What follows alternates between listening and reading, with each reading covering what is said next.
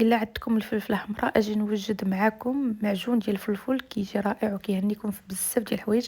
عنده بزاف ديال الاستعمالات، تقدروا ديروه في لاصوص ديال البيتزا، في طويجنات ديال الحوت، مقيله ديال الحوت، طواجن.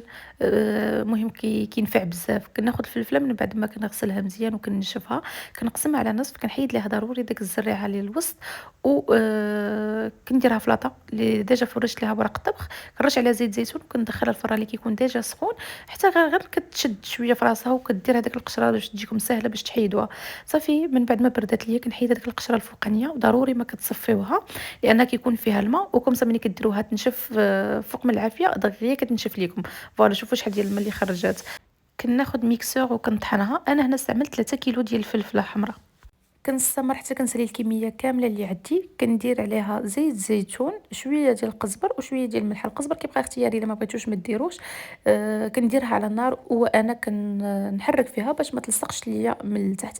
باش كتعرفوها نشفات لكم، الا درتو خويط من الوسط في السباتول ديالكم ولا في العود كيبقى ثابت ما كيتحركش، لان كتعرفوا المعجون ديالكم راه وجد. كنخليه حتى كيبرد تماما. كنديرهم في قريعات اللي كيكونوا ديجا معقمين. كنخوي عليها زيت الزيتون من الفوق، ضروري من زيت الزيتون هو اللي كيحافظ عليها.